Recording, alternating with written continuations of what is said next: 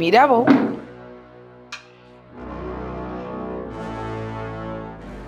મીરા બહુ બોલો. કેમ રડો છો? શું થયું? તમને શું લાગે છે શું થયું હોવું જોઈએ? મીરા બહુ શું થયું? સાગર સાથે મગજમારી? મમ્મીજી, સાગરને હવે સાઈડમાં મૂકી દો. હવે તો તમે મને એ વાતનો જવાબ આપો કે આટલું જુઠ્ઠું બોલીને તમને મળ્યું છે શું? જૂઠું? હા, કે કઈ? મારો દીકરો આવો છે, મારો દીકરો તેવો છે, મારો દીકરો આમ કેર કરશે, આમ તને સાચવશે. તમે સાગરની જ વાત કરતા હતા મમ્મીજી અત્યાર સુધી. હા, જો ને આજકાલ વધારે ટેન્શનમાં રહે છે એટલે તમારી સાથે. ટેન્શનમાં તો હોય જ ને. જુગારમાં હારી ગયો હોય, સટ્ટામાં હારી ગયો હોય, ગાંજો લેવાના પૈસા ન હોય, દારૂ પીવાના પૈસા ન હોય, તો માણસ ચિંતામાં તો હોય. જુઓ, માન્યું કે આ ખરાબ આદતો છે સાગરમાં, પણ એનો મતલબ એ નહીં કે સાગર ખરાબ જ છે. કઈ બાબત પર મગજમારી થઈ તમારી? ભણવા બાબત. એણે મને ચોખ્ખું કહ્યું કે તું બે કોડીની વ્યક્તિ હવે ભણવાનું શું નામ લે છે? તારા બાપને એટલી તેવડ નહોતી કે તને ભણાવી દીધી. મમ્મી, હવે એ સાગરને કોણ સમજાવે કે જો ભૂલે ચૂકે મારા બાપે મને ભણાવી દીધી હોત તો તમારા દીકરાને આ શબ્દો બોલવાનો મોકો પણ ના મળ્યો હોત. વાત સાચી છે બેટા, એને તો દામિનીના ભણવાથી પણ પ્રોબ્લેમ છે, પણ હું શું કહું છું, આ વાતને તમે બહુ મન પર નહીં લેતા. હું સાગર સાથે વાત કરીશ. શું વાત કરશો? શું વાત કરશો મમ્મીજી તમે? સમજાવીશ કે મીરા બહુને ભણવા દે ને, ભણવું છે તો. મેં સમજાવ્યા. એના બદલામાં મને ગાલ પર તમાચો પડ્યો છે. એનાથી 5 આંગળા નથી ઉઠ્યા. એનાથી મારા સપનાઓ પર થપ્પડ લાગી છે. મને એવું લાગવા માંડ્યું છે કે સ્ત્રીએ કોઈ સપના જોવા જ ન જોઈએ. એ ક્યારેય પૂર્ણ નહીં થાય. લગ્ન કર્યા છે મેં, ગુનો નથી કર્યો. અને મારે ક્યાં ભણવું હતું? મેં તો કોઈ દિવસ આવી કોઈ વાતય નથી કરી. ખરેખર હું પાછું ભણવા માટેના સપના મને કોઈએ દેખાડ્યા હોય તો તમે એને દામિની બેન છો ને?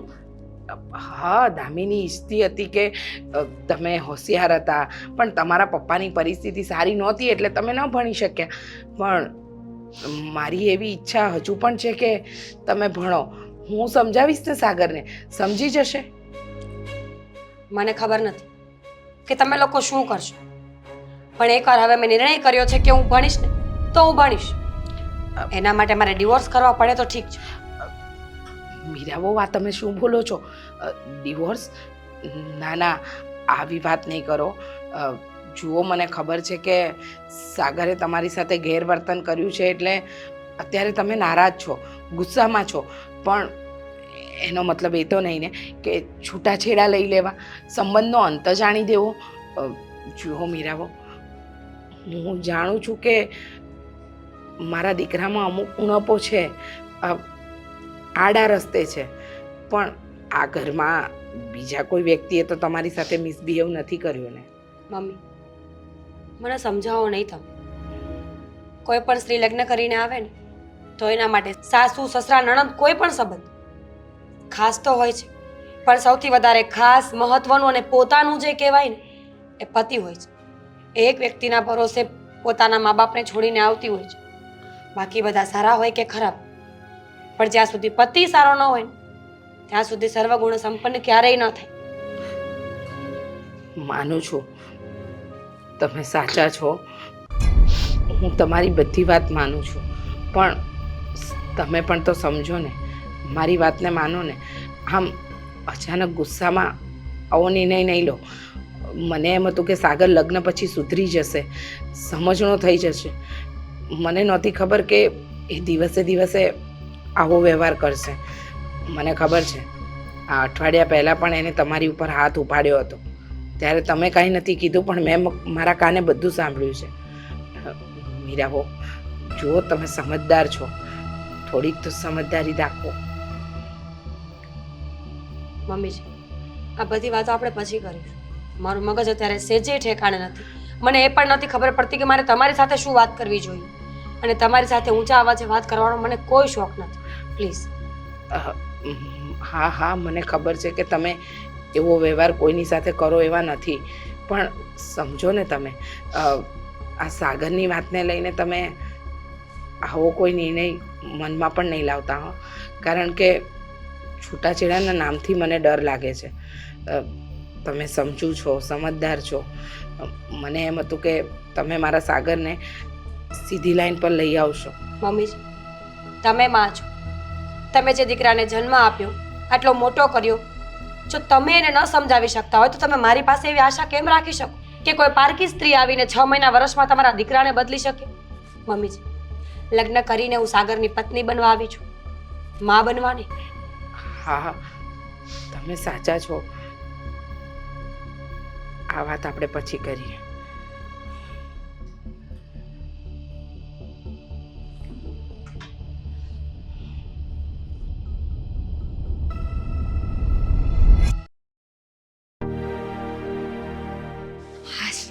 આજે તો સર છે ને બરાબરનું બોલવાના છે. બહુ મોડું થઈ ગયું છે. કેમ લેટ થઈ ગઈ? લેટ થઈ ગયું? ઘડિયાળ પહેરવી જ ભૂલી ગઈ હતી ને સર, એટલે ખબર ના રહી કે કેટલા વાગી ગયા.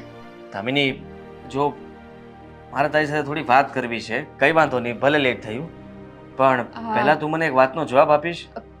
ક્લાસીસે મોડું થઈ ગયું છે ને, હું પહેલા જઈ આવું પછી આપણે વાત કરીએ. એક મિનિટ. મને ખબર છે કે લેટ થઈ ગયું છે અને તને ઉતાવળ છે ક્લાસમાં જવા માટે, પણ મારી વાતનો જવાબ તો આપતી જા. સર, મારા ભણતર કરતાં વધારે મહત્વ શું છે? તમારા સવાલ જવાબ. હા, મારે જાણવું છે કે મીરાને શું પ્રોબ્લેમ થયો છે.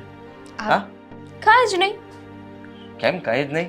તને ખબર છે એ નથી આવતી, ભણવા માટે પણ નથી આવતી અને ક્લાસ પર પણ નથી આવતી. ખબર છે મને, અમે એક જ ઘરમાં રહીએ છીએ ને, તો મને ખબર જ હોય સર. તમારા ઘરમાં કઈ ઇશ્યુ થયો છે, પ્રોબ્લેમ થયો છે? ના ના સર, તમે છે ને બહુ સવાલ પૂછો છો. એટલા સવાલ તો છે ને યુપીએસસી માં નહીં આવતા હોય. જો મજાકના મૂડમાં નથી પ્લીઝ દામિની. સિરિયસલી સવાલ પૂછું છું ને તું જવાબ આવી રીતના સરખા જવાબ આપને. મને કોઈ એવો સવાલ ના પૂછતા જેનો હું તમને જવાબ ના આપી શકું. પૂછું કેમ? એ જવાબનો સવાલ ને સવાલનો જવાબ તો તું આપી શકે ને. ઠીક છે. એકચ્યુઅલી ઘરે મેં એડમિશનની ને ભાભીને ભણવાની વાત કરી હતી ભાઈ સાથે, તો ભાઈએ ત્યારે ના જ પાડી દીધી હતી અને બંને વચ્ચે ઝઘડો પણ થયો હતો. પછી ભાભીએ ગમે એમ કરીને ભણવાનું તો ચાલુ કરી દીધું, પણ હમણાં છેલ્લા અઠવાડિયે બંનેનો પાછો ઝઘડો થયો છે અને ભાઈએ ભાભી ઉપર હાથ પણ ઉપાડી લીધો છે. મારે છે તારો ભાઈ? એમાં ખોટું શું કરે છે? તું માને છે કે કઈ ખોટું છે? અને હા, હવે તે હાથોડી ઉપાડવો જોઈએ. બધાને પોતાનો જીવન જીવવાનો અધિકાર ભગવાને આપ્યો છે. અરે ભાભીને ભણવું હોય તો એમાં કોઈ રોકી ના શકે એને. તો એ તો કહેવા માંગુ છું કે આવી રીતના ભાઈ ઝઘડો કરે છે અને એને ખીજાય છે, ના પાડે છે, તો તમે લોકો ઘરમાં કરો છો શું? સમજાવો એને, મમ્મીને કહો કે એ વાત કરે. હું અને મમ્મી કાંઈ કહી શકીએ એમ નથી. ભાઈનો સ્વભાવ પહેલેથી જ એવો છે. શું કરવું? એને એવું છે કે કોઈને કમાવાની ભણવાની કાંઈ જરૂર જ નથી. પપ્પા એટલી બધી પ્રોપર્ટી મૂકીને ગયા છે તો બધું છે જ ને. ભણી ગણીને ક્યાં જવાનું છે? એટલે પોતે ભણીને કાંઈ ન કર્યું અને ભાભીને પણ આગળ નથી વધવા દેતું. બહુ ખોટું થઈ રહ્યું છે આ મીરા સાથે. એની ઈચ્છા હતી અને આટલા સમય પછી ફરીથી આપણે બંને એને કહ્યું ત્યારે એ વાત માન્યા હતા અને એ વાત માનીને બચારાએ ભણવાનું ચાલુ કર્યું, તો આવો પ્રોબ્લેમ ઊભો થયો. ખરેખર હવે શું કરવું ને મને સમજાતું નથી, પણ મને લાગે છે કે મારે તમારા ઘરે આવવાની જરૂર છે. ના. કેમ? સીધી વાત છે, તારા ભાઈ સાથે હું વાત કરીશ, હું સમજાવીશ અને તમે કહેતા હોય તો આપણા બીજા સ્કૂલના મતલબમાં ક્લાસના સ્ટાફના લોકોને પણ સાથે લેતો આવીશ. બીજા આવશે તો ચાલશે, તમે નહીં આવતા. એક મિનિટ, તમે નહીં આવતા એટલે મારાથી શું? તમે બહુ ભણેલા ગણેલા છો ને, બહુ સારા વ્યક્તિ છો, હોશિયાર વ્યક્તિ છો, સમજદાર વ્યક્તિ છો. મારો ભાઈ એવો નથી ને. એને ખબર પડશે ને કે તમે આવશો તો તમે આવશો તો એને નહીં ગમે. હું શું કહું છું, જો એની કોઈ જરૂર નથી. એવું હોય ને તો તમે મારા ભાભીને તમે સમજાવી દેજો ને. હું ભાભીને કહીશ કે તમને મળવા આવે, એટલું તો એ કરી જ શકે ને. કરી શકે એવું ના નથી પાડતો, પણ દામિની જેવી રીતના તું મને આવવાની ના પાડે છે એના ઉપરથી મને તો કંઈ નહીં. છોડ, હું વિચારીશ કંઈ શું કરું છું. નહીં, તું જા. હા.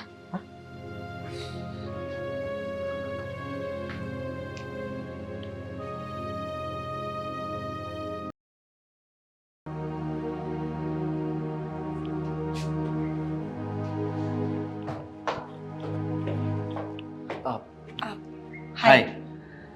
અહીંયા બોલાવી હતી ક્લાસીસે. હું તો ઘરે જવા માંગતો હતો, પણ મેં ફોન કર્યો તો તે કહ્યું કે ઘરે નહીં, બહાર મળીએ. તો વિચાર્યું કે તું અહીંયા આવી જા. આદિ, શું કામ બોલાવી છે મને? મેરા જો તારી સાથે થોડી વાત કરવી હતી, એટલા માટે હું તને મળવા માંગતો હતો. શું વાત કરવી છે આદિત્ય? એ જ. મેં ફોનમાં કહી દીધું ને કે મારે નથી ભણવું, નથી આગળ વધવું, તો શું કામ લપ કરે છે? શું કામ તું આવું વિચારે છે? અને મને બધી જ ખબર પડી ગઈ છે તું આવું શું કામ કરી રહી છે. ખબર પડી ગઈ છે એટલે શું કહેવા માંગે છે તું? એ જ કે તારે ભણવું તો છે, પણ તને ઘરેથી ના પાડી રહ્યા છે. કોણે કહ્યું? મને બધી જ ખબર પડી ગઈ છે. હા, તારા હસબન્ડે તારા ઉપર હાથ ઉપાડ્યો હતો ને. તને મારે છે, તને ખીજાય છે, અને એ જ તને ના પાડે છે કે હવે તારે નથી ભણવાનું. સાચું? શું મતલબ છે આ બધી વસ્તુઓનો? જેણે જે કહ્યું હોય, પણ 100 વાતની એક વાત મને ખબર પડી ગઈ છે કે હવે હું ભણવા નહીં આવું, હું તમારા ક્લાસીસ અટેન્ડ નહીં કરી શકું. છોડો ને હવે. શું કામ આવું કરે છે? જો આદિત્ય, એ લોકોને આપણે સમજાવીએ ને, વાત કરીએ. શું વાત કરશો તમે? હું કહીશ ને એને કે અત્યારની સ્ત્રીઓ ભણે તો તને વાંધો શું છે પહેલા. અને આમ પણ હા, જ્યારે એને ભણવું હતું ત્યારે ન ભણી શકી, પણ હવે એની પાસે મોકો છે, ચાન્સ છે. એક મિનિટ, આ સ્ત્રીઓ પહેલા પણ ભણી શકતી હતી, અત્યારે પણ ભણી શકે છે, પણ સ્ત્રીઓના ભણવા આડે જો કોઈ આવતું હોય ને તો પુરુષ છે. કારણ કે પુરુષની એક જ આદત છે કે એના પોતાનાથી વધારે સક્ષમ વ્યક્તિને ક્યારેય જોઈ નથી શકતો, સ્પેશિયલી પોતાની પત્નીને. તો એ જ તો થયું. એનો મતલબ એ જ છે ને કે તને તારો પતિ ના પાડે છે ને તું એની વાત માની રહી છે અત્યારે.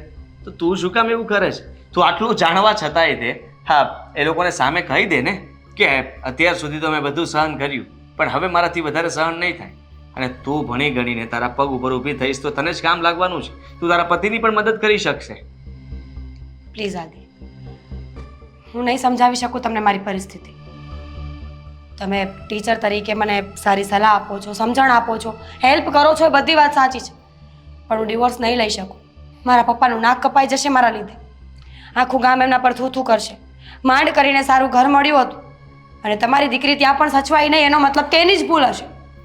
લોકો તો બધી જ વાતો કરશે, સારી પણ અને ખરાબ પણ. તારે જે કરવું છે તું કરી લઈશ ને તો સારી વાતો કરશે, તું એ નહીં કરી શકે ત્યાં સુધી ખરાબ વાતો કરશે. આજ તો ચાલતું આવે છે. જ્યાં સુધી માણસને જ્યાં પહોંચવું હોય ત્યાં ન પહોંચી શકે એના માટે થઈને બચારો સ્ટ્રગલ કરતો હોય છે લાઈફમાં. એ સ્ટ્રગલ વચ્ચે લોકો ઘણા બધા મેણા મારતા હોય છે, ન કહેવાના શબ્દો કહેતા હોય છે, એને અટકાવવાની કોશિશ કરતા હોય છે, પણ જ્યારે એની સ્ટ્રગલ પૂરી થાય અને લાઈફ આગળ વધી જાય, એ કંઈક બની જાય, સક્સેસ આવી જાય એના હાથમાં, ત્યારે માણસ એના વખાણ કરતો થાકતો નથી. તો તમે શું કહેવા માંગો છો? હું તો એટલું જ કહેવા માંગુ છું કે તારે એનો અત્યાચાર સહન કરવાની બિલકુલ જરૂર નથી. તું બધું જાણે છે અને આટલું સમજવા છતાંય તે તું જો એનો આ ગુસ્સો, હા એની બધી આદતોને સહન કરતી હોય ને એના લીધે થઈને તું આ સ્ટડી છોડી દેતી હોય તો ખોટું કહેવાય. સામે બોલી હતી, એક વખત સામે બોલીને પણ જોયું છે, પોતાના માટે અવાજ ઉઠાવીને જોઈ લીધું મેં. એણે તરત જ મને 2 કોડીની કહી દીધી, ઓકાત બતાવી મને મારી. તો શું આવા શબ્દો મારે રોજ સાંભળવા પડશે? મને ખબર નથી, પણ તું કહેતી હોય તો તારા હસબન્ડને મળીને હું વાત કરવા માંગુ છું. છોડો ને, એને એવું લાગશે કે તમારી અને મારી વચ્ચે એવું કાંઈ હશે જેથી કરીને તમે એની પાસે જાઓ છો. સાગર છે ને એ બહુ વેમીલા છે, એને કોઈ જ વસ્તુ ગમતી નથી. અચ્છા, એટલા માટે દામિનીએ પણ મને ના પાડી કે મારા ઘરે નહીં જતા અને મારા ભાઈને તો બિલકુલ નહીં મળતા, અને અત્યારે તું પણ એટલે જ કહી રહી છે. એ શંકા કરે છે તારા પર? મારા પર જ નહીં, બધી જ વાતો પર શંકા હોય છે એમને. એનો કોઈ ફ્રેન્ડ હોય તો એના પર શંકા, મારા પર શંકા, એની પોતાની સગી બેન પર શંકા. સાગર તો એ વ્યક્તિ છે ને કે જ્યારે દારૂની બોટલ ઓપન કરે ને તો પણ 3 વાર સૂંઘે કે બરાબર તો છે ને?